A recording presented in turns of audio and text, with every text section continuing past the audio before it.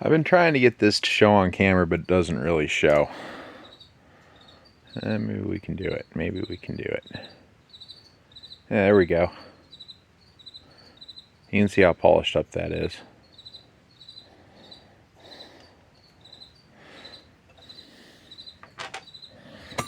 Same thing with the inside. Let's see if I can get the camera to show. Yeah, you can see it. You can see right in here where it's like the aluminum, the extrusion's smooth, but it's not. So when I do one of these, I like to make sure that there's a nice smooth surface for the components to mount to. And you see I got that real nice.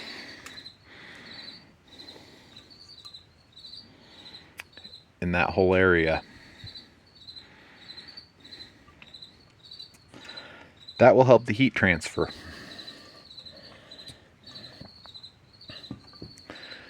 This is a RocketBox, I think it's an HD500. Yeah, HD500MOS.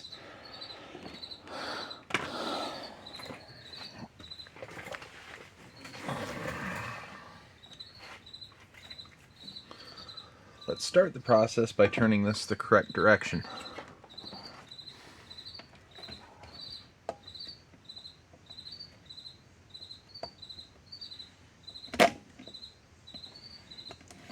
Come on.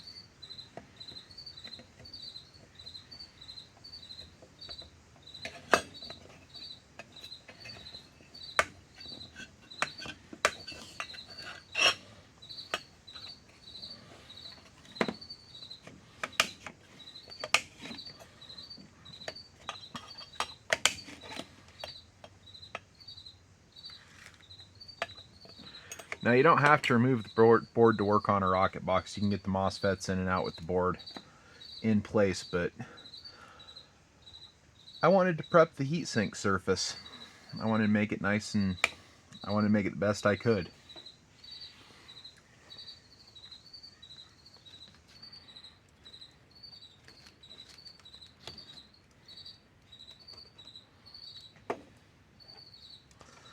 Now we're going to verify that we put these back in the right places, since I didn't mark them with Sharpie on the other side. These are the original Palomars. They all test good, so.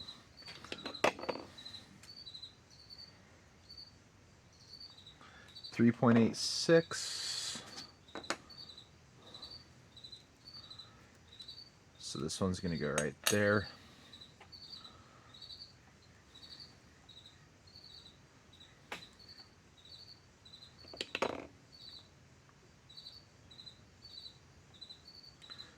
.87,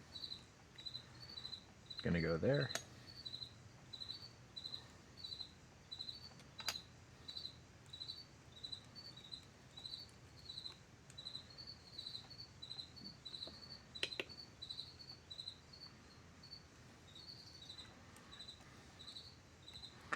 .86.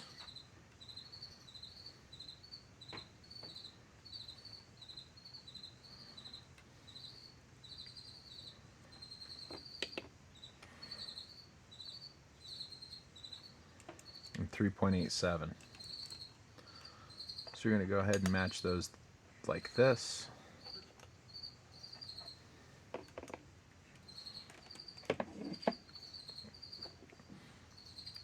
Thermalright TF4. If it's good for a CPU, it's good for these. And this is the most dangerous thing you can do on YouTube. Go ahead. You know where to put it in the comments.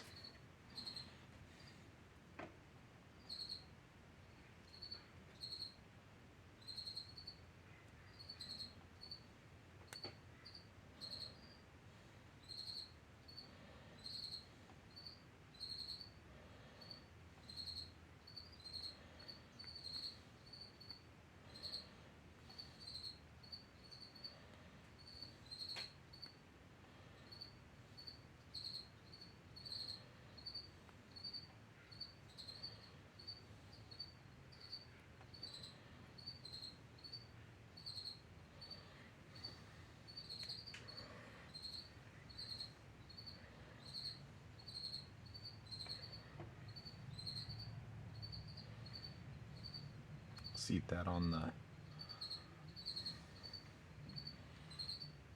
the ceramic.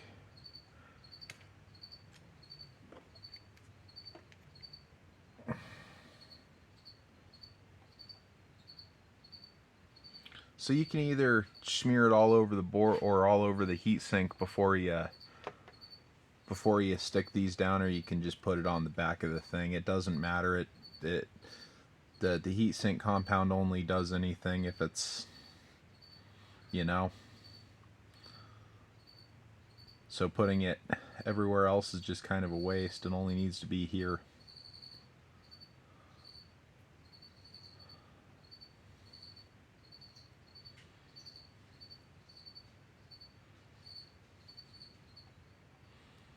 See, I just stick it down real good to the MOSFET and it stays put. It stays put well enough.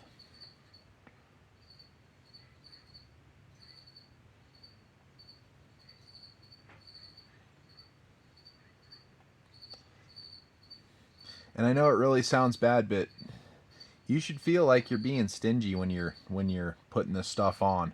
If you don't feel like you're stingy with it, you probably put too much.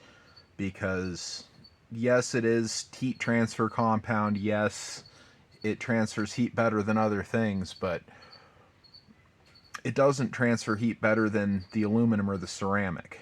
So, that said,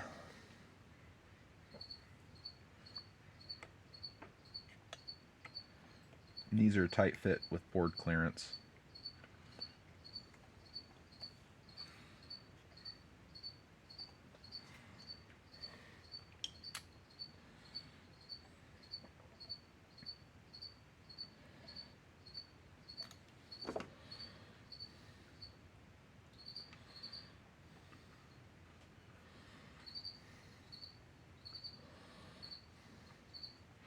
And that's not tight yet.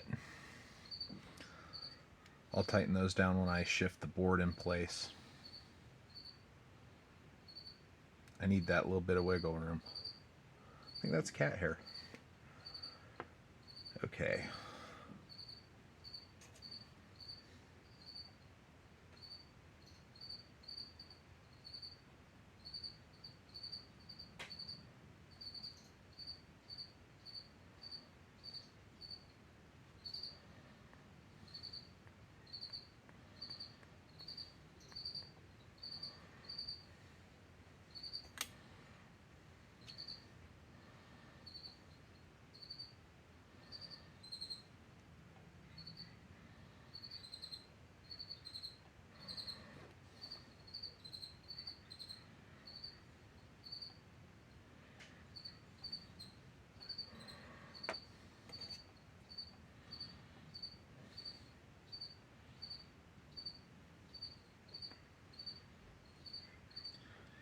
Yeah, 929, there's your cricket again.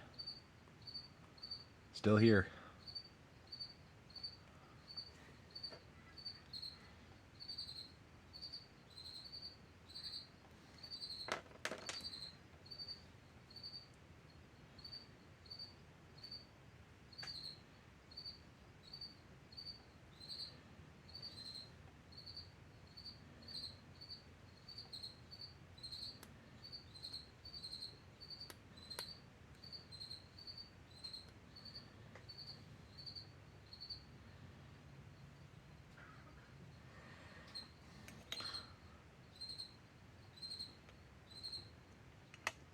And I'm going to pause until I have all four of these in. You get the idea. Okay, I got the last MOSFET. I got the last ERF 9530 installed. I'm going to give these just a hair of a tighten.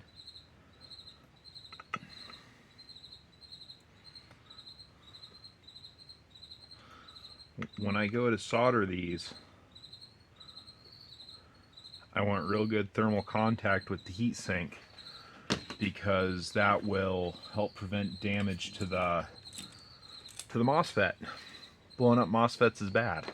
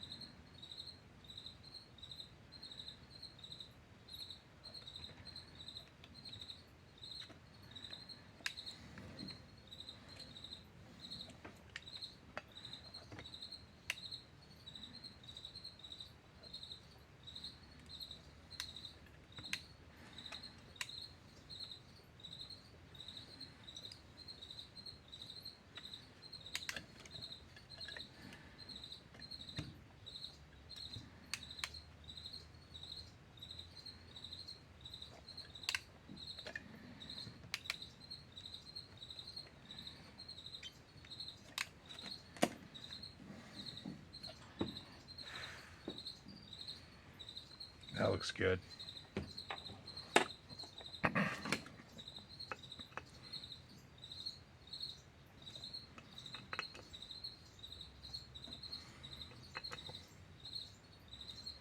Torque these just a hair more.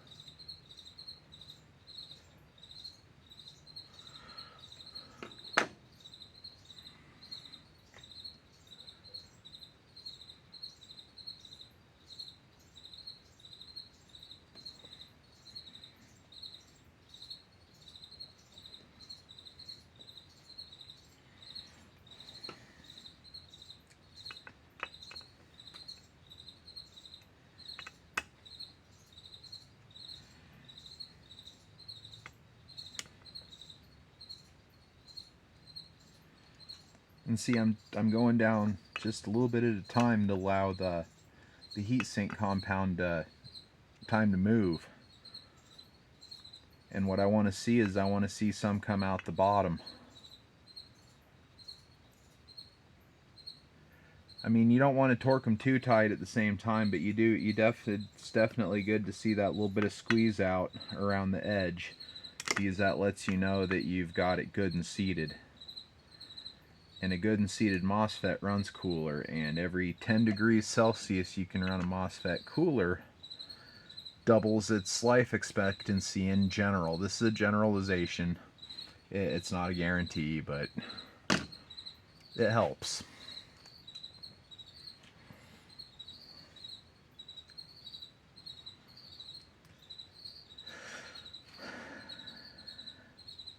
And that's how that goes back together.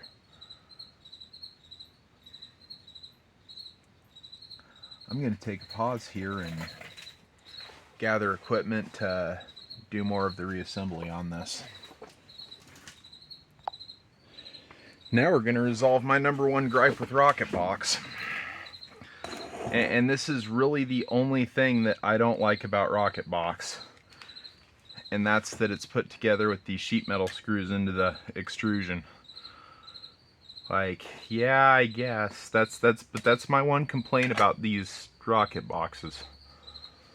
That's the only thing I really don't like about the way they're made. But we can rectify that.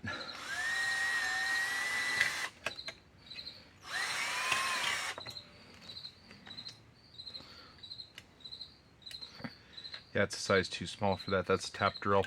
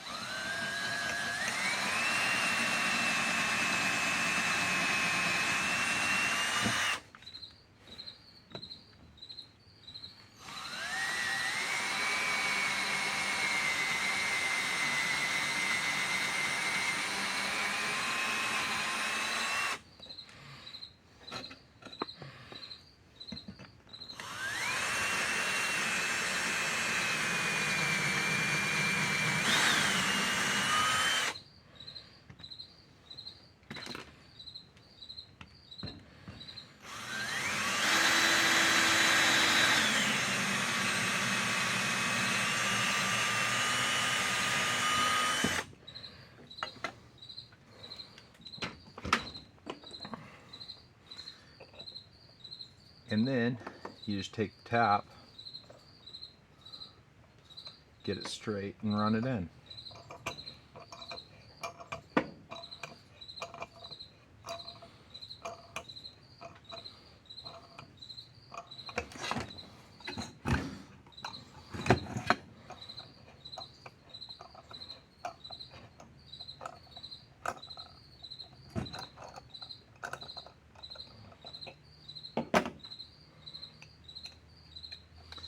And these are #8 stainless machine screws, and they look really nice on this.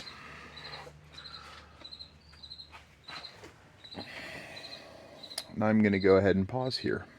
And okay, now we're set up for biasing. Now what I'm going to do is, there's 4 diodes next to C20. Now on the side of C20 that the diodes are on, I've got this test light, and I'm going to use this as a resistance so I don't give it full current. But you touch that and it clicks into action. And now what I'm going to do is I'm going to turn this up.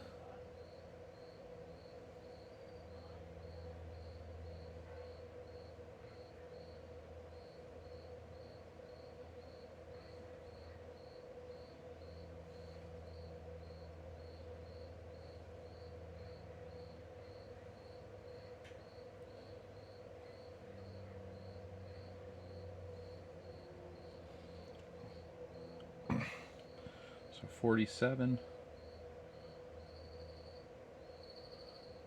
Gonna go up to 57.